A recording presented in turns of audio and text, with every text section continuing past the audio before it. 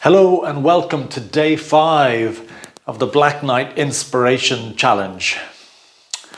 So today, big day, we're back into the whiteboard doing a good bit of work.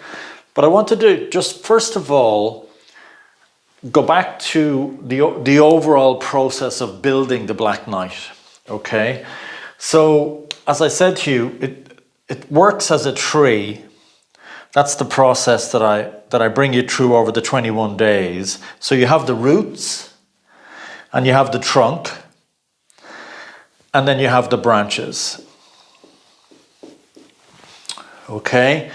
So in overall terms, it's 21 days. So 7 days for the roots, which is what we're going through at the moment. We're on day 5. 7 days of the trunk, and then 7 days of the flowering. Now this all depends on how the group is going. Great to get the feedback because I'm not working in a vacuum, so I can work out, okay, so because we need to make sure we have the roots together before we move on to the trunk, okay? So it's very easy to nip, just go up, because find where you're comfortable. It's just awareness. Find where you're comfortable with. So for some people, in the roots, doing the analysis and the unconscious and, the struggle and all this, they can be very comfortable in this, yeah? For some people, it's the trunk. So they like that kind of trunk energy of making sure you're centered and, in the world and have a strong trunk. Well, for other people, it's shining their essence, shining their light. So they're more comfortable about shining their light, but it's not sustainable over the long term, because unless you've got strong roots, you're on a wobble at the top. The opposite is true as well. If you spend too much time down in the analysis and the struggle, you're not shining your light. So the whole point of the 21 days and the Black Knight is, the Black Knight is complete. The Black Knight is comfortable in the roots, the trunk, and shining their light, being their essence in the world. So just find what's your pattern. Where do you normally default to? Is it working through the roots, or are you that kind of top shining your light, and where is that balance for you? Because people will drop out. You'll find people going, I've done the analysis, I've done the whole thing, I don't need to, that's fine. And it's not.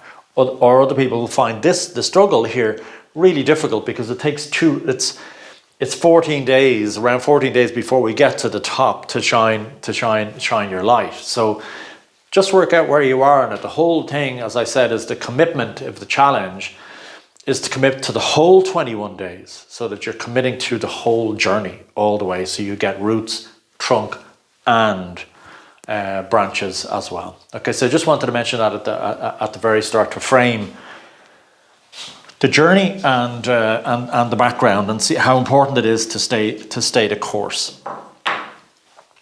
Okay, so today's topic is the core question. Now, it's interesting, in the sales literature, I said, this would save you time, energy, and money.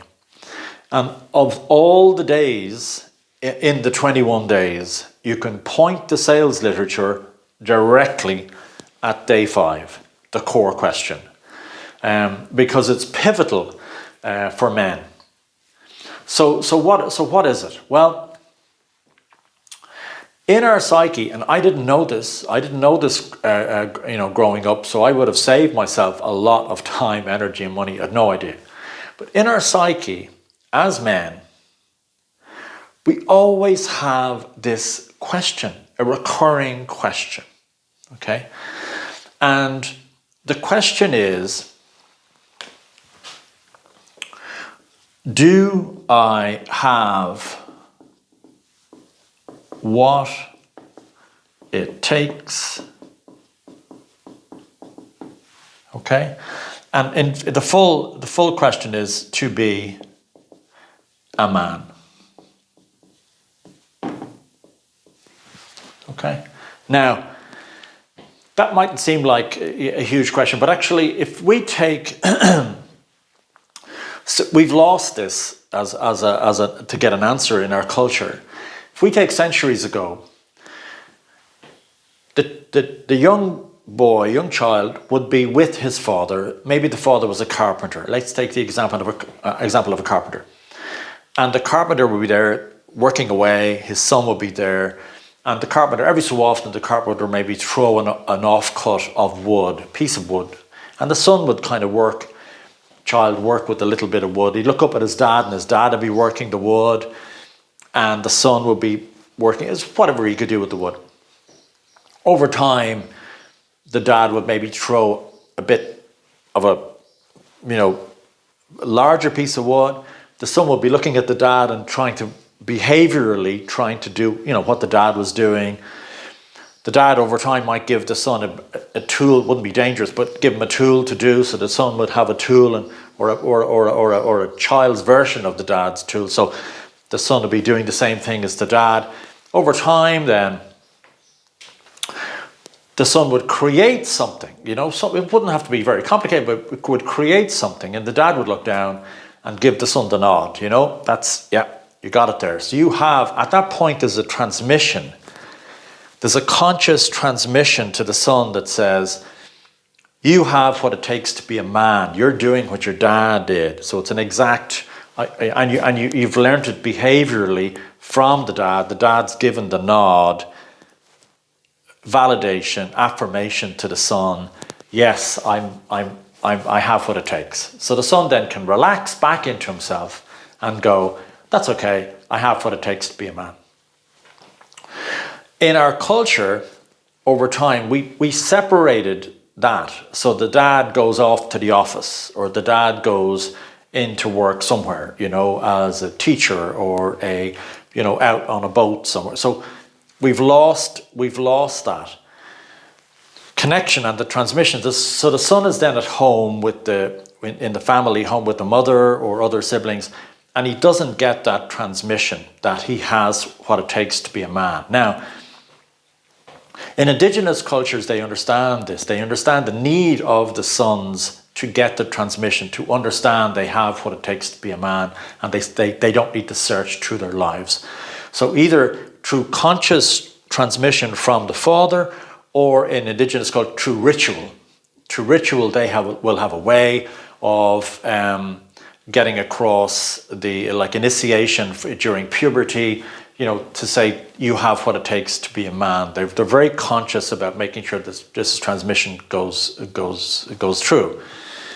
But we have it that our dads didn't get that transmission, or our granddads didn't get that. So we've lost the answer to that question. To say, so we're asking it, do I have what it takes to be a man?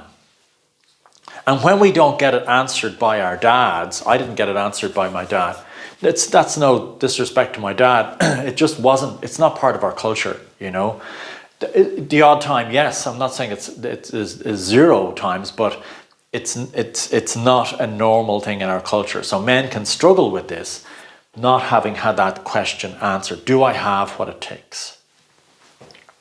And what happens in our psychology is we start asking the feminine. We start asking women, If I bring you out to dinner, do I have what it takes to be a man? If I bring you to the pictures and pay for the pictures, if I pay for the mortgage, the house, if I do this, do that, will I take you here, bring you to, do I have what it takes to be a man? And I did this, countless questions asking.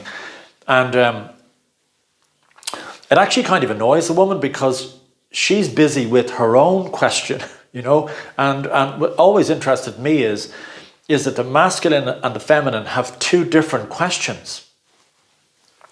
So our question is, as men, as I said, do I have what it takes to be a man? And when you feel it, you'll feel it's a feeling, It's not a theory or concept. It's actually it's a really strong visceral feeling in ourselves, whether we have it or we don't have it. For the feminine, it turns out the question is, am I good enough? Am I enough? And that will be translated into, am I a good enough wife? Am I a good enough mother? Am I a good enough lover? Am I a good enough daughter? So it's just, am I good enough? Am I good? So it's funny that it's different, but it's very different. So that, am I good enough, doesn't work for men. For men, it's not, you kind of go, no, that's not what it is.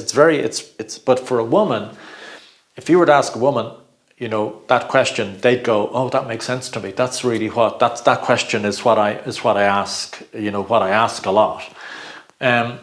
So these are the two separate questions. So really, really important that you do this, that you work it through in your own history. Was that question answered in your life?